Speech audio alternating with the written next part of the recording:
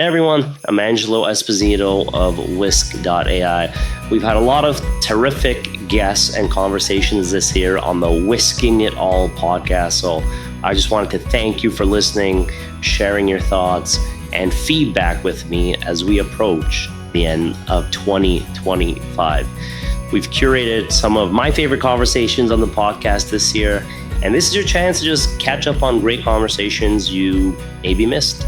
So thank you, and I wish you happy holidays, Merry Christmas.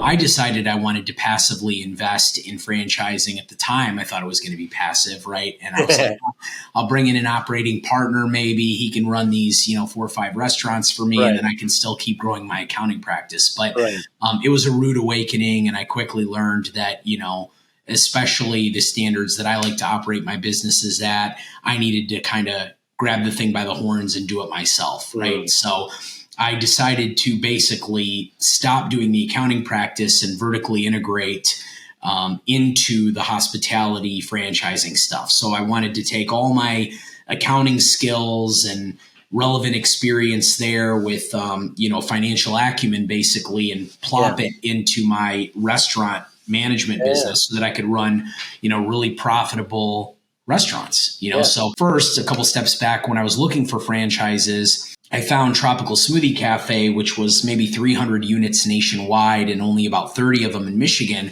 But the CEO came into town in Metro Detroit, where I'm from, and I went and met with him, and I was really impressed. And, after doing some due diligence, I really decided that was going to be the brand that I wanted to sign up with. So I signed up for like 5-6 locations, and then we can get all into the stresses and the highs and the lows, right? But it was a really grunt journey of, 5 to 6 years of building out sort of the base of it all. And then from there, once the infrastructure was in place, it was like, now it feels a little bit more like pouring gasoline on a fire, right? So, that's awesome. Wow, that's awesome. And so what gave you the inspiration to go from the accounting practice to then kind of jumping into, like you said, a whole vertical, but specifically on the hospitality side?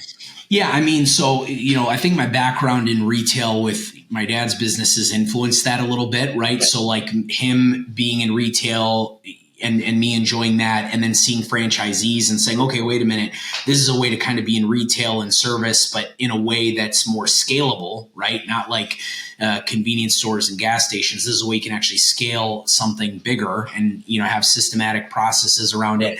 And that's really where a lot of my core competency is like, I'm not necessarily a restaurant guy. I'm kind of a numbers guy, but really, really systems, processes, and procedures. So I really liked the idea of getting into franchising so that I could have a model that I could then scale up. And I saw the potential to, be sort of a multi-unit franchisee. Yeah, to each their own. Everyone's going to have their own set of criteria. I'm famous for, whenever I've done podcasts or interviews or mentored people, for me, it was really always 3 really clear criteria, right? The first one for me was the leadership. I wanted to make sure that the leadership behind the brand had a very clear vision, because when you have leaders behind a company that are maybe like just money hungry or profit driven, or have the wrong style overall, they're not going to be a sustainable player long term, right? So I really wanted to pick a franchise that I felt was like, this brand has ambition to grow nationally to like 1,500, 2,000 plus units and be another big brand, right? So that's a good one. That's a good one. So the CEO, meeting the CEO in person at the time back in 2015 really made a big impact on me wanting to choose that brand and believing that they have the right vision and the right brand strategy. The second one is, obviously I'm a CPA, and, more importantly, regardless of me being a CPA or not, this is a hard business and we get into it to make money, right? Yes. And so you can't run a successful business to where you can promote and develop people and create careers and do it in a sustainable way if the business is not making money. So having a laser focus on, what are the food costs? What are the labor costs? How difficult is this business to run? And even at the time, like I took it a step further and was really thinking about what's going to be my easeability of getting employees and attracting them to my organization, right? Because some businesses are harder to run than others. And as the labor market goes up and down through its different peaks and valleys, I wanted to be thinking about, how my brand is going to stand out compared to the competition when we're competing for the same labor force. And then the third one is I had to choose something that I would want to be in myself and I'd want to be proud of being associated with, because like, me personally, I knew that I was going to have to go into the businesses, especially in the beginning. And I wouldn't have been able to candidly go into a business where I came home every day smelling like grease or fryers, right? So choosing the brand that I chose in the beginning was something that I felt like, all right, I'll be able to take my family here. I wouldn't mind working here a lot of days and hours and putting in the blood, sweat, and tears that it's going to require. And I'll be proud of what I'm contributing to the community. So those were my three buckets, right? And those are the three that I still pay attention to today when looking at the other brands that I get into.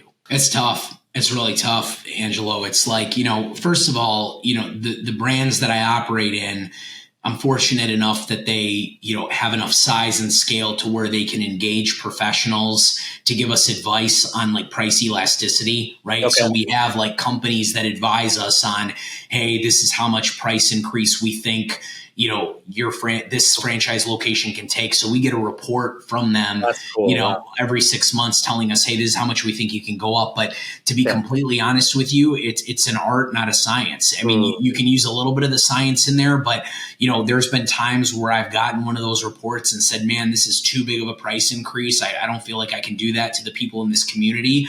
And more importantly, like, there's been times where it's the opposite, where the price increase is not big enough. And quite frankly, we'd have to shut down the business if we can't increase price by more, because rising labor costs, rising food costs, like people don't understand that these things directly impact what we have to charge our customers, because otherwise there's no business to run. So I was literally writing my book, Restaurant Prosperity Formula. It didn't have a title yet. It was a book, and I didn't want it to be a textbook. And in my old company and now in my current company, I run a mastermind group. So independent restaurant owners, 20 plus, in fact, the old company is 22 restaurant operators who want to make a change in their business. So they're at the top of the food chain. They've already made changes. They've got growth mindsets. They want to get together and share and help each other. Well, it was my very last, I didn't know it at the time, my very last elite meeting, my old company. And I said, okay, my book is almost finished. I don't want it to be a textbook. I need to refine it. And I went around the room and said, I'm going to hijack our meeting. Here's 22 of my most successful members I've ever worked with. Tell me what makes you successful. And I said, I think I know. And we discovered two things. One is they each had two of the same personality traits. They have a passion for hospitality. You've got to love this business because there's challenges every single day. The second is they're persistent. And if COVID didn't teach us anything, it's that persistence that keeps us going and going and going. That's like the key of the most successful people I've worked with. But then we discovered as we're going around what made them successful. And it really came down to number one. And this is where the Restaurant Prosperity Formula was created. Restaurant prosperity, again, is freedom for your restaurant and the financial freedom you deserve. Most successful people I've ever worked with. I look at them, listen to them. Very first thing is they're leaders. It doesn't matter that you own a restaurant. It doesn't make you a born leader. It takes leadership to be successful. They were leaders. You have to lead. Then I realized I've been teaching them systems, processes, ways forever. And you've got to have those systems, whether it's counting out a bar door the same way every single time so that it's your way, or it's dollars per labor hour worked, or ideal versus actual product usage, from easy to challenging. Does not matter. There's a system, a process, a way. And by the way, restaurant owners listening to us, it's your way. I run what I call a democratic dictatorship. I want everybody's input, but you are going to make the call. Whether you want to bend your system or not, it's your way. Then the most successful people I've ever worked with, they're learners. Their training is key. They say, I don't know what I don't know. So they're willing to go outside of their four walls, read books, go to seminars, watch YouTube videos, podcasts, go to the NRA show or another food show, like they're information gatherers. And they go, oh, I've got here's the one idea I needed from this seminar, the one idea I needed from this show. And they go home and take action. But more importantly, they have realized it doesn't matter what they know. If they don't teach their managers, who cares? So training goes both ways. Right. Then at the bottom of that, don't care if you have systems, don't care if you have training, if you're not willing to hold people accountable. And that is the Achilles heel for most restaurant owners, is not willing to hold people accountable. And in my world, accountability is ugly. I'm going to hold you accountable, right? That's horrible, Angelo. I'm going to hold you accountable. That's what managers hear. But if I train you what your job is, how to do it, how well it should be done, more importantly, by when you demonstrate it back to me, then you know your obligation, your JOB. Then you make a decision, do my job or not, and you're answerable for the resulting consequences. So if chef has been taught how to take inventory and does it for 24 weeks in a row, if week 25, chef wakes up, doesn't take inventory, there's no, why didn't you take inventory? It's going to be like, why didn't you take inventory? You're not going to get, well, you never told me you wanted it 25 weeks in a row. Like, we're so clear, right? So now it's onus is on chef, and chef, well, guess what? You're about to get written up. You know it's coming, and it's not going to happen again. But that's where we take accountability, and I change it to the word answerability. Last but not least, my father had a phrase that said, ideas are cheap. It's the people who put them into action that are priceless. So the last piece of the formula is taking action. I don't give a crap if you have systems. I don't care if you go learn all day. I don't care if you think you're going to hold people accountable. If you don't do something, nothing changes. Right. And that's the hardest part when you look at it. Accountability is usually most people's Achilles heel, but a lot of people like to talk about it, talk about change, talk about change. Yeah. You got to do it. So I may have an answer people don't want to hear, but it starts out with an understanding that you're culinary professional that I need so badly in my business. Depending on the level, whether I need a kitchen manager or a chef is a whole different conversation. But using chef as our example, they're very artistic. They're about creating a great experience and putting a masterpiece on the table, and they're very concerned or focused on the guest in that respect. The problem is, chef means manager, not person who makes pretty food taste good. And so the higher we elevate if I become an executive chef, multi-unit executive chef, casino chef, like, you're not touching a knife. It's the absolute opposite of what you think. You're working on training and cost controls and knife skills and checklists and inventory and ordering and par levels and all the things to manage the systems. And it's hard for them to break that, especially if they're old like me. As a Gen Xer, I call myself a survivor. Like, I survived working in the 80s and 90s in the restaurant business. Right? We treated people like crap. I'm a survivor. So a lot of these chefs are survivors, and they know one way, and they're very stuck in their way. And the reality is, we can't treat people like we were treated growing up in the business. They will not show up. They will ghost your ass. And the reality is, while we may complain about it from time to time, the new level of employee that's coming up, they were right. We shouldn't have been treated that way. They need to have a life. They need to be treated and trained properly and paid properly and given structure and proper supervision and all those things. Long way to go back to, what do I do with that chef? I teach him. I'm going to bring you on board. Like, here, an exercise that I do with people all the time. We just did it at my 2-day seminar. I get the whole room full of people to grab their hands and clasp them together, interlocking their fingers. And it's nice. It's like, ever since I was a kid, baby, sucking my thumb, boom, just like this, nice. And then I get the whole room to open their fingers, shift one finger, and close their fingers again, re-interlock them. It feels gross. It's awful. It's right. And I say, let go. And I ask the group, I say, was that difficult? No, it wasn't difficult. I said, what was it? It was uncomfortable. So we are building a solution for the future of the restaurant industry. And I mean, digital native future of every quick serve restaurant in the future, right? So, because I believe that all companies that are working in this quick serve restaurant space are moving towards this fully digital experience behind the counter and digital customer experience as well. And you can see that this trend started in before COVID from almost fully offline mode, right? And it will be almost fully digital in 2028. So kind of 1 decade, a huge market changes, and all of these changes are creating absolutely new problems and challenges and processes around. And we are building this product for the future of quick serve restaurant industry. And we are about to seamlessly connect physical and digital worlds in one seamless journey for customers and for employees. And we are solving two groups of problems. First group of problem is placating behind the counter. Yes. And if you take a look at people working at busy stores with a lot of pickup and delivery orders, you can see that they spend from 4 to 6 hours daily. And a general actual manager or supervisor, the most experienced person in our store, just jungling multiple orders, making every order is ready, completed, double check this order, double check another one, interact with every customer and driver just to help them to find their order.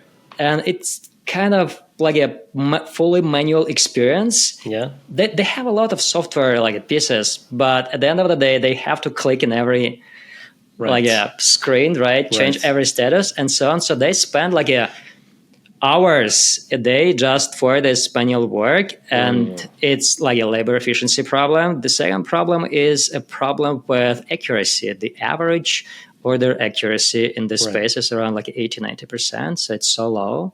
It means 1 or 2 orders out of 10 are with mistakes. It's kind of crazy, right? That is crazy.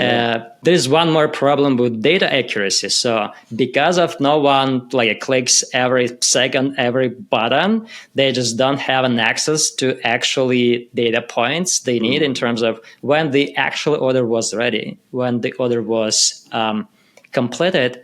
So they probably, it's hard to understand their average prep time, average waiting time. So if you cannot measure it, you can't improve that, right? So we probably are doing something that WISK does for back of a house, for a front of house. So we are measuring, providing data, and helping them to be more efficient. And the second group of the problem is a customer experience problem, right? Yes. There's a lot of reports that tell us that better customer experience satisfaction rate, a better bottom line. If you can improve your retention rate by only 5%, it can influences 25% to 95% your bottom line. So it's crazy, but there is a huge correlation between customer satisfaction and actually your bottom line. So we are solving all of these problems. So coming to pick pad, right? So we are solving all these problems by leveraging smart pads equipped with sensors. So we are focusing on optimizing pickup zone in every QSR. And this is a modular system of smart pads. And instead of doing all of this 7 different steps for every order manually, staff member just can put specific order to the specific pad, and that's it. So pad automatically double checks every order accuracy by matching parameters, live parameters from sensors and data from POS system, highlighting the problem if it exists. Then it can change the order status automatically, so you don't need to push all of these buttons, and you have clear data points about when actually order was ready in every system, your POS system, ordering system, and so on. Then it highlights customer name. So you are a customer, you come to a store, you see this beautiful station, everything is personalized, your name. You see your name on the shelf and you take this order. And again, this pad automatically changes order status to picked up. So we have clear data points. We automate a lot of processes behind the counter. We save from 4 to 6 hours for general manager per day.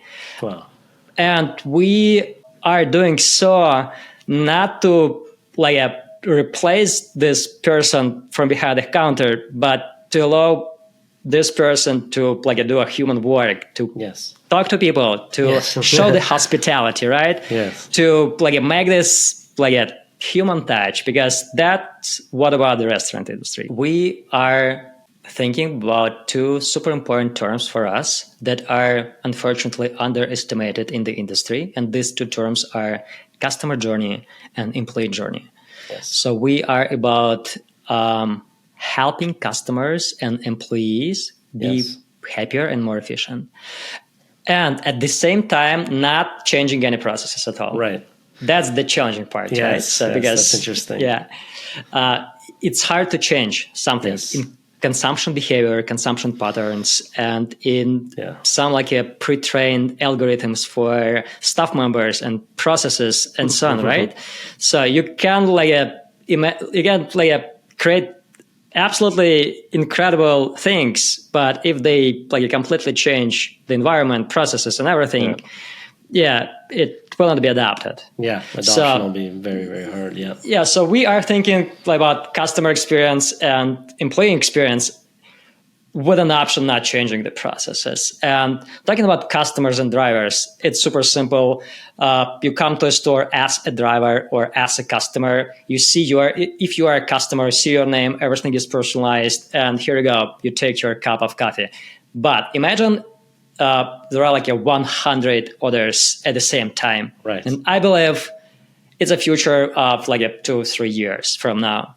You come to a store, you see this a massive shelling system and hundreds of orders, right? Interesting. So let's think about this experience. So how does this experience look like? And at this a point, we will be checking you in by using your geolocation and then highlight your name on this shelf, not everyone's name. So you will be able to see this blinking pad and your name, and it's super easy to find your order. That's the idea of seamless customer experience and seamless customer journey. And I actually believe in this digital experience because there are no more separate digital and physical experiences, right? It's one journey that unites both worlds in one incredible experience for customers and for employees. So we are building this digital experience on a scale as well, because we are thinking about future. Talking about driver. So probably these two stations will be separated because these are two absolutely different patterns. Okay. So I believe companies with a lot of digital orders will have separate place for drivers and a station for drivers. So we will be able to highlight the name of delivery, third-party delivery service, and technical information, whether it driver name or customer name or order number. So depending on what they want to see. And it's kind of a big challenge right now because a lot of drivers don't speak language, and it's hard to interact with staff members.